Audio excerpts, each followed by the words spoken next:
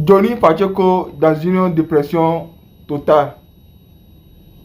Il vient de briser le silence en disant que Ouattara a lancé un mandat d'arrêt contre lui. Regardons la vidéo ensemble, mettez vos avis dans les commentaires. Je suis M. Koukounion Christ Yvon, dit M. Johnny Pacheco Antonio. Et je fais cette vidéo aussi parce que le peuple de Côte d'Ivoire se pose des questions. On se demande où est Johnny. Et je reçois des pléthores de messages, des gens qui s'inquiètent de ma situation. J'aimerais vous dire que je suis fondamentalement touché, profondément ému par tous vos gestes. Le fait de m'écrire et de demander à Johnny comment tu vas, on n'a pas de tes nouvelles, nous sommes inquiets, etc., m'a profondément ému, m'a profondément touché. Et j'ai compris qu'au-delà des 4 murs qui m'entourent, j'ai des frères et des sœurs quelque part. Et que ceux pour qui j'ai mis ma vie en jeu, ces personnes-là n'étaient pas des personnes égoïstes, n'étaient pas des personnes méchantes, mais en réalité étaient des personnes qui m'aiment et qui prient pour moi. J'ai compris que ce n'est pas seulement ton frère et ta sœur qui, bien entendu, ont partagé ton enfance, c'est-à-dire qui sont sortis du même ventre que toi, qui sont forcément tes parents. Dieu m'a donné beaucoup de parents. Donc, chers amis, c'est ce que je voulais dire d'entrée de jeu. Vos messages m'ont vraiment ému. Et c'est avec beaucoup de chagrin, avec beaucoup d'amertume, que je me voyais dans l'incapacité de vous entretenir, de vous parler. D'aucuns auraient pensé même que Johnny Pacheco a laissé la lutte. Il n'en est rien. Il n'en est rien. J'ai été coupé de tous mes canaux de communication. Et je n'ai pas Facebook, je n'ai pas TikTok, je n'ai pas YouTube. Et cela a été fait avant même les simulacres d'élection, ce qu'ils ont appelé élection, parce que nous tous, nous savons que ce despote, ce dictateur des lagunes, Alassane Draman Ouattara, a été désavoué par le peuple de Côte d'Ivoire. Et donc, on m'a coupé de tous mes canaux de communication pour ne pas que je m'exprime et pour ne pas que véritablement je participe, bien entendu, à la chute de ce pouvoir dictatorial. J'ai été beaucoup touché. J'ai été beaucoup intrigué. Et c'est en prière et en esprit que je partageais, bien entendu, la douleur du peuple de Côte d'Ivoire. Par moments, il m'arrivait de pleurer. Il n'y a pas de honte à le dire. Il m'arrivait de pleurer lorsque mes camarades téléchargeaient des images pour me les envoyer. Des vidéos, parce que comme on voit des liens Facebook ou des liens TikTok, je ne peux pas les regarder vu que je n'ai pas de compte. D'accord? Et du coup, qu'est-ce que je pouvais faire? C'était de demander à ces derniers-là de télécharger les vidéos et de me les envoyer. Mais j'ai été beaucoup peiné. J'ai été vraiment touché dans mon amour propre. Et je me suis retrouvé par moments seul, en train de pleurer pour la Côte d'Ivoire, en train de pleurer pour mes frères et sœurs qui sont tombés. J'ai eu profondément mal. Et j'ai eu la colère en moi. Une colère que je n'ai jamais exprimée depuis que je suis né. En tant que fils de Dieu, je savais que je péchais. Parce que cette colère-là, envers Alassane Draman Ouattara et envers cette armée qui était en train de traumatiser, tuer le peuple de Côte d'Ivoire, je n'ai jamais exprimé cette colère depuis ma naissance. Donc sachez que ce qui vous arrive m'arrive à moi. Ce que vous traversez, je le traverse aussi. Et donc, peuple de Côte d'Ivoire, voilà ma situation. J'ai plus de canaux de communication. C'est-à-dire, si quelque chose m'arrive, quelque part dans un endroit X ou Y, je ne peux même pas faire live pour dire aux gens, voilà la situation. Vous comprenez? Donc, ça, c'est en ce qui concerne mes canaux de communication. Maintenant, sur le plan juridique, Alassane Draman Ouattara veut ma mort et ma peau. Il a demandé à ce que je sois extradé en Côte d'Ivoire. Je suis traqué au plus haut niveau. Je suis traqué au plus haut niveau. Même jusqu'au jour d'aujourd'hui, les gens continuent d'écrire à mon épouse, d'écrire à son travail, c'est-à-dire là où elle travaille, ses amis sur Facebook. Il continue d'envoyer des messages à ses amis sur Facebook pour dire que celle qui travaille avec vous là, elle est mariée avec un terreau. Voilà la réalité.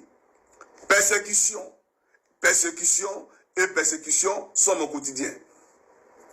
Et quand je sors, on dirait un film western, parce que je suis permanemment en train de regarder autour de moi pour ne pas être surpris.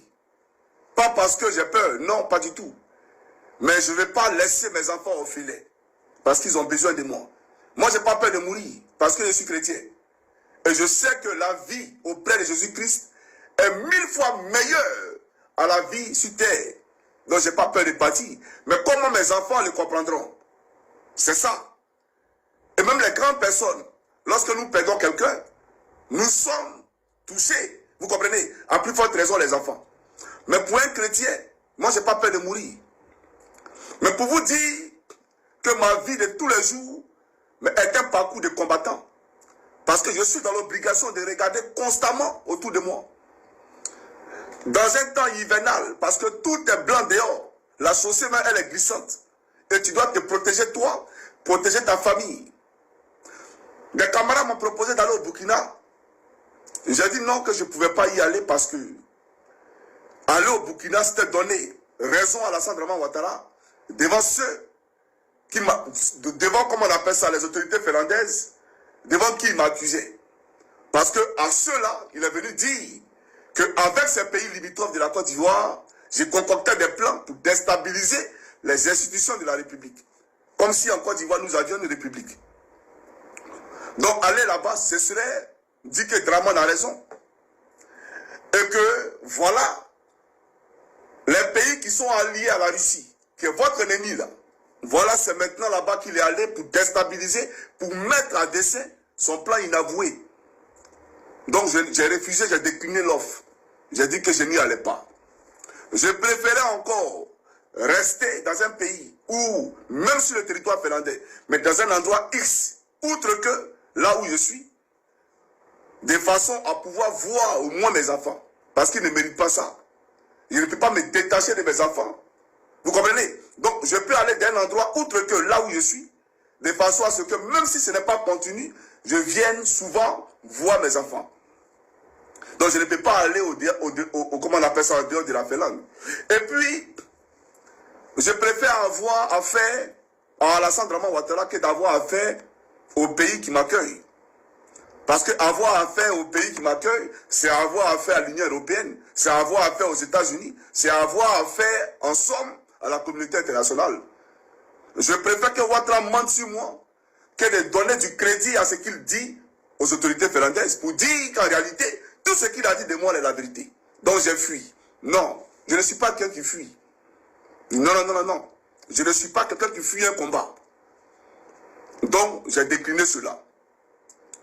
Alassane Draman Ouattara dit que j'ai incendié des bâtiments en Côte d'Ivoire. J'ai tué des personnes qui ne sont pas hétéros comme moi. Et je suis allé avec des enfants en Côte d'Ivoire. Et que je suis recherché en Côte d'Ivoire. Parce que des familles ont déposé des plaintes par rapport à ça. Donc voilà un peu le mensonge dans lequel nous nous trouvons. Et que je dois déconstruire. Vous comprenez? J'ai été approché par la sœur Monica Z. Son message m'a beaucoup touché parce que de tous ceux qui font les vidéos, elle est la seule qui m'a approché pour me dire, frère, je ne te vois pas sur les réseaux, qu'est-ce qu'il y a? Et je vois tes comptes TikTok, etc. Je lui ai dit, non, je n'ai aucun compte. Tout ce que tu vois là, ce n'est pas de moi. La preuve, depuis que je ne parle pas là, est-ce que vous voyez les comptes là? Vous voyez des vidéos de moi là-bas? Il n'y a aucune vidéo. Mais cette vidéo là, vous allez voir, ils vont télécharger pour la mettre là-bas. Voilà. Parce que je n'ai aucun compte. J'ai aucun compte. Et je lui ai dit, ces comptes-là ne sont pas de moi. Elle dit, Johnny TV5, j'ai dit, c'est pas de moi. Johnny Fan, j'ai dit, il n'y a aucun compte qui est de moi. Voilà Jésus-Christ et puis il te parle. Le Seigneur Jésus-Christ, il est mon témoin et puis je te parle. Je n'ai aucun compte. J'ai été coupé de tous les canaux. Et à elle, mon esprit m'a demandé de m'ouvrir. Et je me suis ouvert. Et je lui ai expliqué les difficultés auxquelles je faisais face. Pas que je n'arrive pas à manger. Parce que je vois les militants du RDR qui sont en train de gesticuler, qui sont en train de jubiler, festoyer, sous prétexte que Johnny est à terre. Je vois ce charlatan qui se fait appeler pasteur, qui a fait campagne pour le RDR, dit que lui, c'est lui qui nous a mis à terre, moi et le prophète Elipada. Ça m'a fait marrer. Parce que c'est comme un peu, pour ceux qui sont de mon époque, le film King Boxing de Jean-Claude Van Damme, où il devait combattre avec un boxeur thaïlandais qu'on appelait Tempo. Vous vous rappelez très bien. Où Tempo a fait kidnapper l'entraîneur de Jean-Claude Van Damme pour ne